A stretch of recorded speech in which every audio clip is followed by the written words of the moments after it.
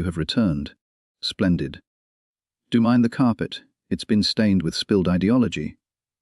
Tonight's headline reads like a budget Greek tragedy, the Midas touch reversal story, part 1 of 3. The defectives who defected back. Yes, indeed. This is the first of 3 defectives who defected to the Tories. A reverse defection, a political boomerang, a conscience with Wi-Fi. Our subject James Buchan, formerly Reform UK councillor for Stonehouse Ward in Dartford, elected in July 2025, defected in October of the same year. One hardly has time to laminate the membership card these days. The crisis of discomfort. Mr. Buchan has announced he felt uncomfortable. Perhaps he should have kept some Pepto-Bismol close at hand, as mixing with deformed is known to cause nausea, upset stomach and diarrhea. Uncomfortable, the most British word in the language. Not furious, not morally outraged, not ideologically shattered.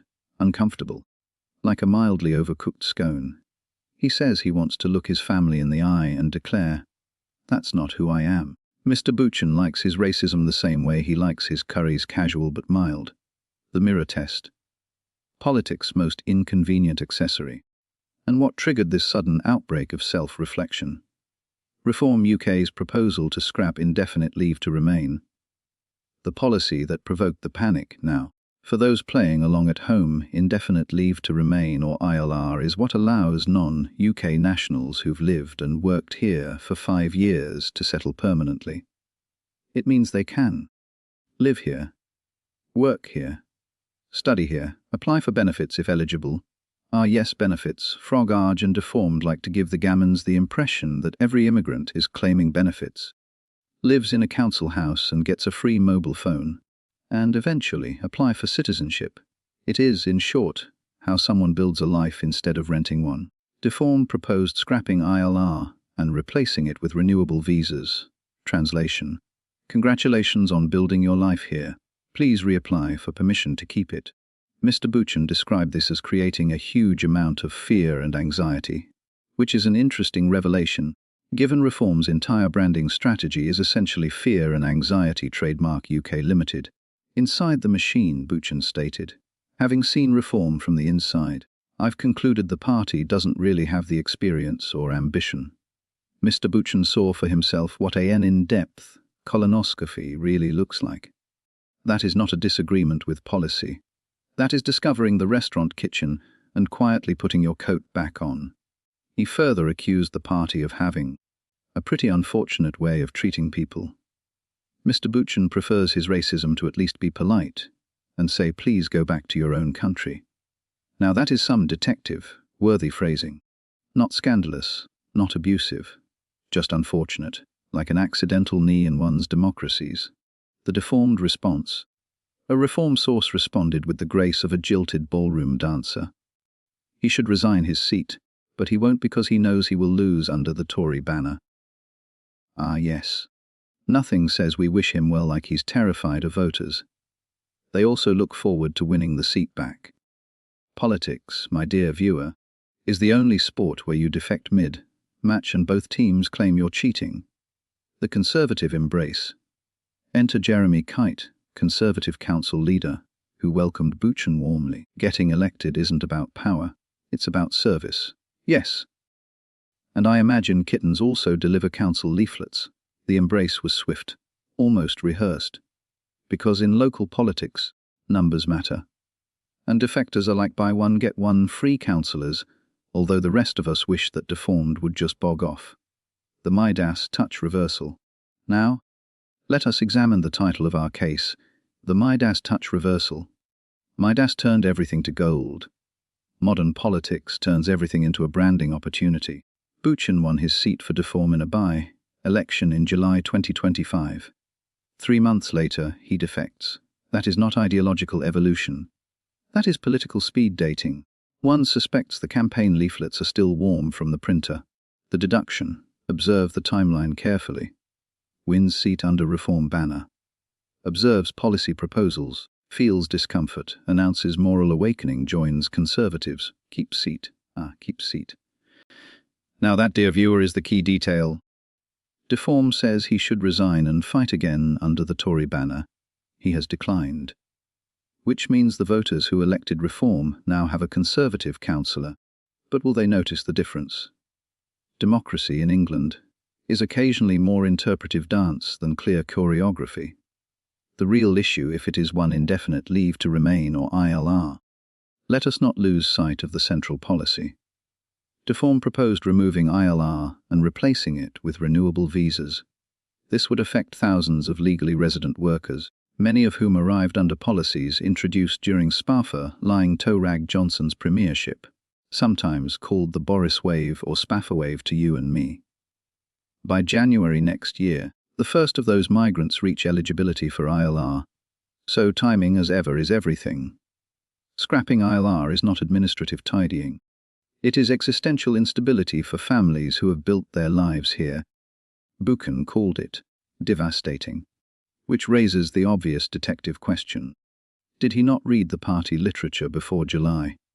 Surely he knew exactly who and what Frog Arge and Deformed were before he signed on the dotted line, so he can't claim that he didn't read the small print.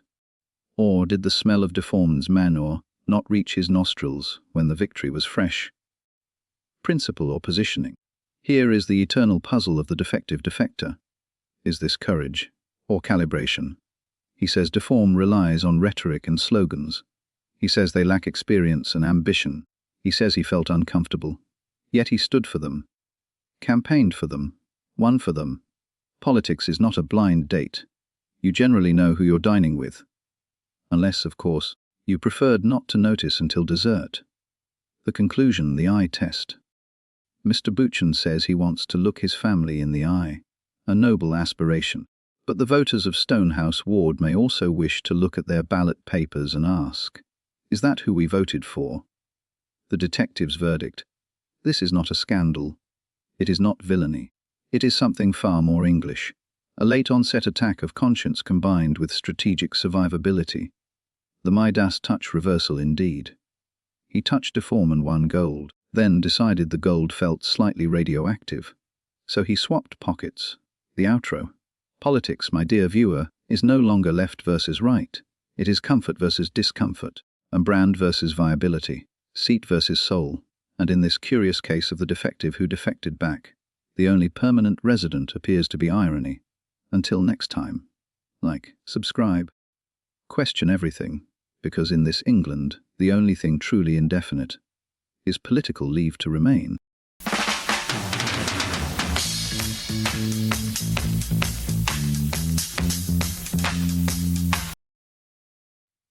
The Midas Touch Reversal Part 2, The Titanic Ticket, The Council Chamber Conspiracy. Good evening. The kettle is boiling, the council minutes are smouldering, and Buckinghamshire has provided us with yet another delicious case of political musical chairs. The headline: The Midas Touch Reversal, The Defective Defects Back, Part 2. A Reform councillor has defected to the Conservatives, and in doing so handed them overall control of the council. Not merely a defection. A decisive defection. Our central figure Cathy Gibbon, representative for Bearton, Kingsbrook and Wing, her former party leader in Buckinghamshire, Cameron Anderson, is not amused. The switch that shifted power? Let us examine the arithmetic. For politics is merely theatre performed with calculators. Before the switch, Conservatives the largest party, but no overall majority. Deform UK's a modest presence. Liberal Democrats and the Impact Alliance, Labour, Greens, Independents filling out the chamber. After Miss Gibbon's elegant pirouette, Conservatives 49, councillors majority achieved. Liberal Democrats 27, Impact Alliance 19, Deform UK 2, 1 councillor. One move, one majority. If this were chess, she has just promoted herself to queen. The outrage opera? Mr. Anderson of Deform responded with the enthusiasm of a man who has just discovered someone moved his bishop without permission. He declared voters would feel a great sense of dissatisfaction and injustice. Injustice. Strong word for what is, technically, entirely legal. He then asked rhetorically, why would anyone want to jump to the Tories? He answered himself with a metaphor so magnificent it deserves framing. It's like buying a golden ticket to the Titanic knowing it's going to hit the iceberg. Ah yes. Because if there's one thing that calms voters, It's casually comparing your rival party to a maritime disaster. For context, the Titanic famously sank in 1912. It did not run a council budget review. The silence of the councillor. Ms. Gibbon has not responded to media requests since her announcement. Silence. The most refined of political perfumes. However, in her formal statement, she said the move followed very careful consideration, which in political dialect means, "I have thought about this for at least a weekend," she continued. "Joining the Conservatives will allow me to work more effectively as part of a strong, experienced team." Strong, experienced. Words not recently used in deform UK press releases. She referenced discussions with Stephen Broadbent, Conservative Council leader, praising budget proposals and a positive corporate peer review. Corporate peer review. Nothing says revolution like approving the spreadsheets. Labour bangs the drum. Labour, never ones to waste a microphone, called it a slap in the face of voters. That line Kurt Seaveris Robertson, chairman of Aylesbury Labour Party. He called for a by-election, an honourable course of action. Resign, stand again. Let the voters decide. It is the purest democratic remedy. It is also, curiously, almost never chosen. Because democracy is delightful, right up until it becomes inconvenient. The Detectives question. Now let us examine the moral riddle. Voters in Kingsbrook, Bearton and Wing elected a deform councillor. They now have a Conservative councillor. No ballot, no by-election, no confetti. Is this betrayal, or is it evolution? Is a councillor elected as a party representative, or as an individual conscience wearing a temporary logo? Deform says she should resign. She has not. And therein lies the true mystery, the surge that lost a seat. Mr. Anderson insists Deform is surging in almost every opinion poll. A fascinating claim, delivered immediately after losing a councillor. Politics is the only profession where losing staff is proof of growth. He called it a bump in the road. If this is a bump, it has suspiciously redistributed council control. Midas touch reversal. Let us revisit our title. The Midas touch. Except here, gold appears to change hands depending on who touches it. Reform wins a councillor. The councillor defects. The Conservatives gain majority control. Labour calls for justice. Deform calls it injustice. Cries salty tears. The Conservatives call it positive agenda alignment. And the voters call probably the council tax office deduction. Observe carefully. Newly elected councillor defects within a year, shifts council control, refuses by election, former party furious, opposition calling file. This is not ideology. This is leverage. Ms. Gibbon's single decision restructured Buckinghamshire's power balance. In detective terms, she did not merely switch carriages. She pulled the lever in the engine room. The Titanic theory. Let us indulge the Titanic metaphor. If the Conservatives are the Titanic, then Deform has just lost a passenger who apparently preferred the orchestra on the Titanic.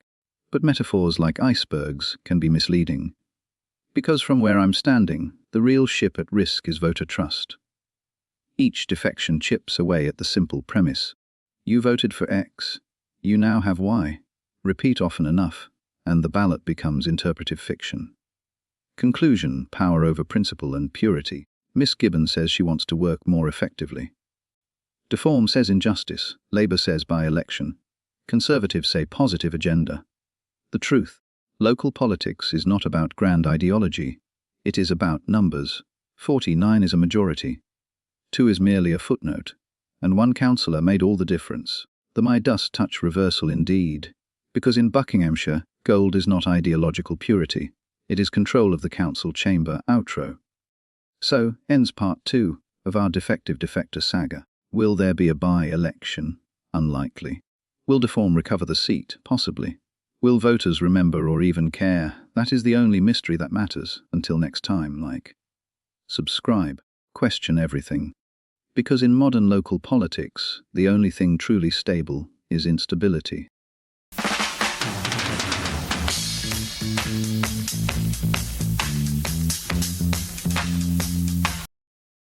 Welcome back, dear viewer. The game is afoot, or rather, the council tax is afoot and rising at 7.5%. Tonight's installment in our expanding anthology of political musical chairs. The Midas touch reversal, the defective defects back. Part 3. Location, Warrington. Population, concerned debt, astronomical. Our protagonist. John Roddy, formerly Deform UK's only councillor in Warrington. Only meaning singular. A rare Pokémon of local populism. Elected in August 2025. Defected February 2026.